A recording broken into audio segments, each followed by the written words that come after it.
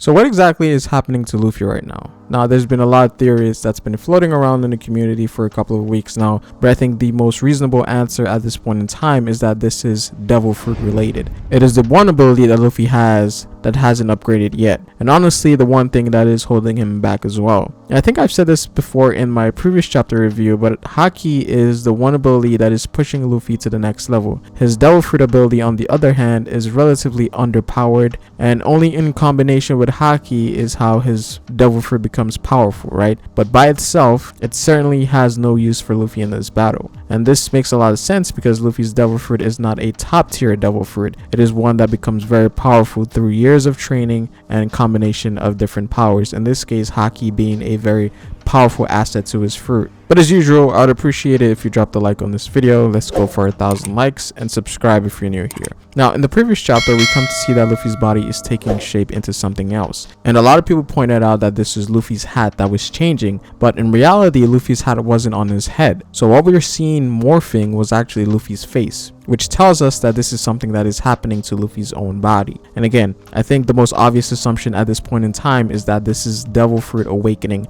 Now, I did mention in my chapter review that this could be an insight as to how one awakens their Devil Fruit ability. Maybe through a death-like experience can one awaken their ability, because we know that both Kid and Law are awakened. With Kid, one can assume that maybe his battle against Shanks played a part in his awakening, and with Law, we don't really know, maybe his encounter with Doflamingo triggered something within him, especially considering that Doflamingo wasn't a ordinary villain to Law specifically. There's been a lot of build up between those two for years and years, and perhaps Awakening takes some of those build up into account. We don't necessarily know, but again, take this with a grain of salt. But I think Oda definitely needs to confirm how this took place for Luffy. If it is actually like a death-like experience that you need to have, it is very likely to be some sort of trigger that allows you to awaken your ability. Now, in Luffy's case, this could be very special. It might not be the norm of how people awaken their abilities, because in Luffy's case, we know that his awakening is tied to Joyboy in some sense. Luffy doesn't follow the traditional means that other awakened users go through.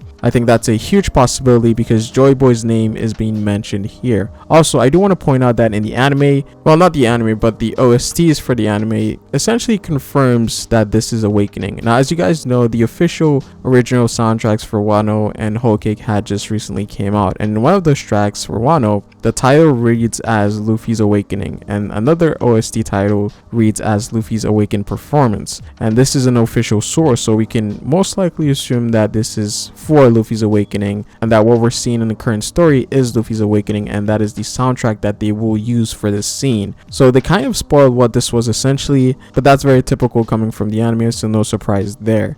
Now, when it comes to Luffy's awakening here, there are several things that we need to talk about. The first one is that this awakening is somehow tied to Joyboy, and because of this, it has led to individuals in the community to think that this could be some sort of reincarnation that's happening here, which is a very valid statement to make based on what we saw in the previous chapter, because it made us think that Joyboy had somehow returned using Luffy's body, right? And this is very strange because Devil Fruits aren't really tied to past owners, right?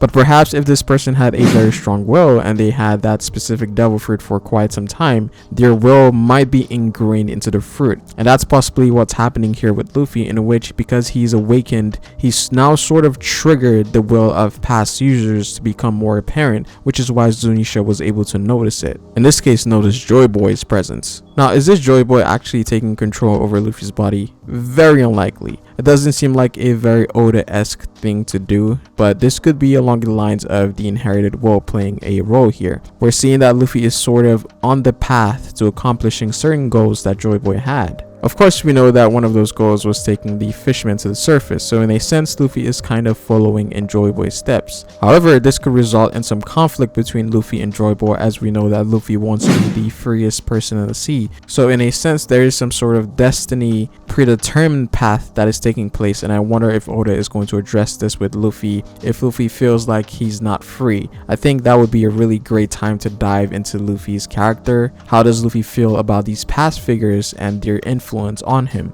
Now we know that Luffy does not care about a lot of the ancient time lore that we get in the story, but perhaps this one time he might actually care, as it would bring his freedom into question. I think we need more things like this for Luffy, because he doesn't really question a lot of the things that happens. So this would be a great moment when he gets confronted by Joyboy's will. Something that's also very interesting to note, and this goes back to what the 5 elders were talking about, in which that it's been 800 years since this devil fruit had awakened, and that it goes by a different name. Now, if this is the fruit that the 5 elders were talking about, then this tells us multiple things. The first is that the Gomu Gomu no Mi goes by a different name, a name that we're not aware of. And this spawned a lot of theories in the community, and the 2 most prominent ones are that of the Hanuman theory, which is a mythical Zoan god type devil fruit, and the other prominent one being the tree resin one. Again, I'm not sure who the creators of these theories are, but these are the ones that I noticed are very popular as of right now. And all of these theories have various evidence as to how this is what actually Luffy's fruit is. Now, I'm not really fond of any mythical Zoan theory because it just doesn't make any sense. Zoans work in a particular way where it transforms you into a beast-like creature. Oda saying 1,000 chapters in the story that Luffy's devil fruit is a mythical Zoan seems kind of ridiculous. Oda had already established rules as to the classes of devil fruits and what they are, so I think a mythical Zoan is completely out of the question. However, when it comes to the Hanuman or any mythical theory like Son Wukong,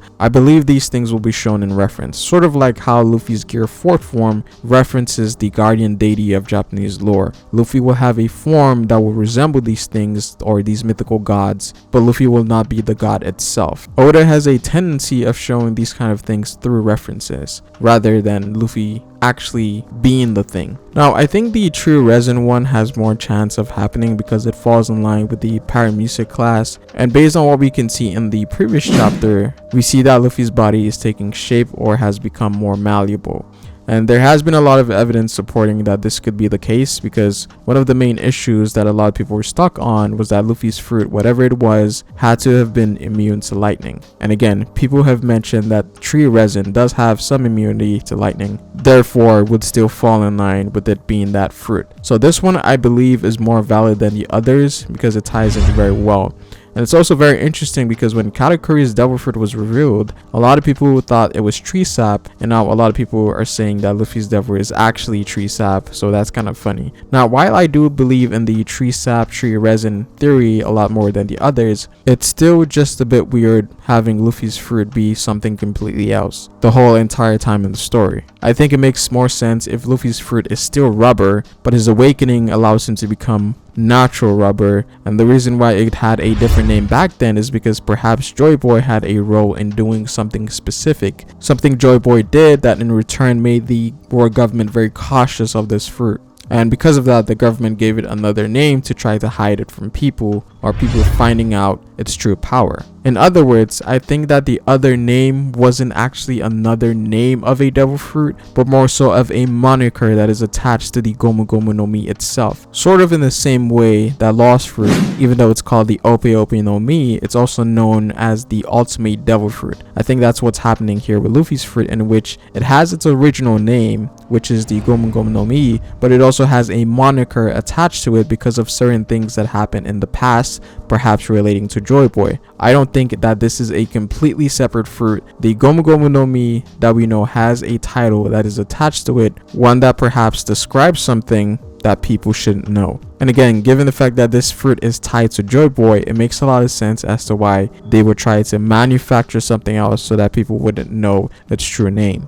So I do think that Luffy's fruit is the rubber fruit, but it has an awakening that has a specific trait that allows it to do something that Joyboy did that made the world government very scared. And even then, we don't even know if this is Luffy's fruit that is being talked about here. The whole scene was just weird, and it could be another deviation tactic here from Oda, in which he's actually talking about someone else's fruit here. And again, I did make a video talking that Dragon's fruit was the one that was being mentioned here, but again, we don't know, we just need confirmation. But at this point in time, it's definitely made in a way to make us think that this is Luffy's fruit that they are talking about. But overall, I am excited to see what comes next, and I cannot wait to see what Luffy will do with his new power. And also its correlation to Joyboy. Why is Joyboy being brought up here? This is the first time that we've seen anything like this in the series. But that's pretty much it for this video, guys. Comment down below what you guys think. I would appreciate it if you dropped a like on this video. Let's go for 1,000 likes. Subscribe for more One Piece content on this channel. Hit the bell if you want to get notified for future videos. You can follow me on Twitter at Pharaohspace. But it is Pharaoh, guys, and I will see you folks later. Peace.